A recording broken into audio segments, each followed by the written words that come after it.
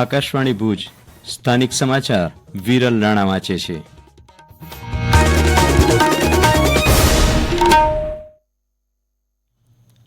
નમસ્કાર. Rajkot TRP game ઝોનમાં આગની ઘટનામાં અત્યાર સુધીમાં 27 વ્યક્તિઓના મોત નીપજ્યા છે. ગઈકાલે રાત્રે બનેલા અકસ્માત બાદ મુખ્યમંત્રી ભૂપેન્દ્ર પટેલ સવારે રાજકોટ પહોંચ્યા હતા. તેમની સાથે ગૃહ રાજ્યમંત્રી હર્ષ સંઘવી અને રાજ્યના વરિષ્ઠ અધિકારીઓ પણ ઉપસ્થિત રહ્યા હતા. ઘટના સ્થળેથી કાટમાળ હટાવવાની કામગીરી આજ સવારથી ચાલી રહી છે. ઘટના બાદ મુખ્યમંત્રી રાજકોટ સિવિલ હોસ્પિટલમાં ગયા હતા અને ઘાયલોને મળ્યા હતા અને તેમની સારવાર અંગે માહિતી મેળવી હતી. વહીવટીતંત્રે પરિવારના સભ્યોનો ડીએનએ ટેસ્ટ શરૂ કરી દીધો છે, જેથી મૃતદેહો તેમને સોંપી શકાય. આજે સવારે એર એમ્બ્યુલન્સ મારફતે 25 ડીએનએ ગાંધીનગરથી એફએસએલ ખાતે મોકલવામાં આવ્યા છે અને આગામી 48 કલાકમાં રિપોર્ટ આવશે.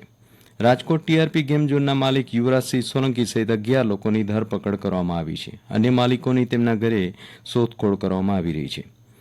રાજકોટ ગેમ ઝોનની કરુણિકામાં નિર્દોષ વ્યક્તિઓએ જીવ ગુમાવ્યા છે. આ ઘટના અંગે પ્રધાનમંત્રી નરેન્દ્ર મોદીએ ઊંડું દુઃખ વ્યક્ત કરીને શોકાતુર પરિવારોને સાંત્વના આપીને પ્રધાનમંત્રી રાહત ફંડમાંથી મૃતકોના પરિવારજનોને 2-2 લાખ અને ઘાયલોને 50-50 હજારની સહાયની જાહેરાત કરી છે.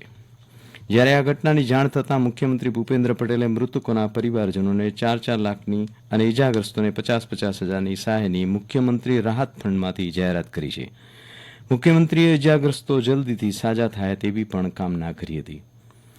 ગૃહ રાજ્યમંત્રી હર્ષ સંઘવીએ રાજકોટમાં ગેમી ઝોનમાં લાગેલી આગને કારણે સર્જાયેલી ઘટનાની જાત માહિતી મેળવવા રાજકોટ પહોંચ્યા હતા. શ્રી સંઘવીએ ઘટનાસ્થળની મુલાકાત લીધી હતી અને ઉચ્ચ અધિકારીઓ સાથે ચર્ચા કરી હતી. રાજ્યના ગૃહ વિભાગે રાજકોટના ગેમી ઝોન ઘટનાની તપાસ માટે 5 સભ્યોની ખાસ તપાસની એસઆઈટી સીટની રચના કરી છે. રાજકોટ અગ્નિકાંડમાં નિષ્પક્ષ તપાસ કરવા સીટના અધ્યક્ષ સુભાષ ત્રિવેદીએ જણાવ્યું હતું કે 72 કલાકમાં પ્રાથમિક અહેવાલ સોંપાશે તો 10 દિવસમાં સંપૂર્ણ અહેવાલ રજૂ કરાશે. રાજકોટની ગેમ ઝોન કરુણિકા મામલે ગુજરાતની વડી અદાલતે સુઓ મોટો દાખલ કરી છે.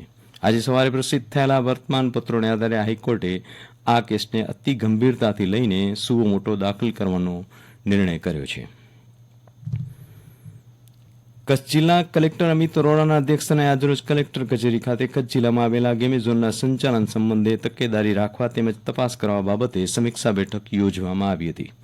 જિલ્લા કલેક્ટરે કચ્છ જિલ્લામાં આવેલા તમામ ગેમી ઝોનની ચકાસણી કરવા માટે જિલ્લા કલેક્ટરશ્રીના માર્ગદર્શનમાં તમામ પ્રાંત અધિકારીઓને ગેમી ઝોનની ચકાસણી માટે નોડલ અધિકારી તરીકે જવાબદારી આપવામાં આવી છે. નાયબ મામલતદાર, પોલીસ, નગરપાલિકા, પીજીવીસીએલ એમ વિવિધ વિભાગોની સંયુક્ત ટીમો બનાવવામાં આવી છે.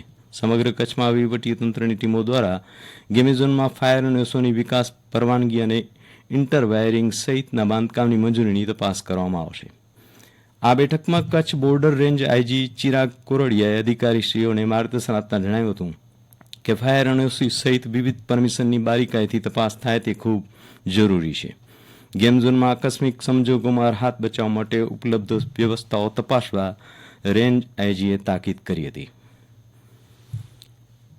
સરહદી કચ્છ જિલ્લાની દરા આજે ફરી એક વખત ભૂકંપના આંચકાથી ધ્રુજી ઉઠી. આજે સવારે 8:14 રાપરથી 18 કિલોમીટર દૂર પશ્ચિમ દક્ષિણ દિશાએ કેન્દ્રબિંદુ ધરાવતો 3.7ની તીવ્રતાનો ભૂકંપનો આંચકો અનુભવાયો હતો. ભચાઉ તાલુકાના નરાવસ્ટવા ગામ વચ્ચેના સીમ વિસ્તારમાં નોંધાયેલા આંચકાની અસર આસપાસના ગામોમાં પણ વર્તાઈ હતી. જોકે મધ્યમ કક્ષાના આંચકાથી જાનમાલની નુકસાની થઈ નથી.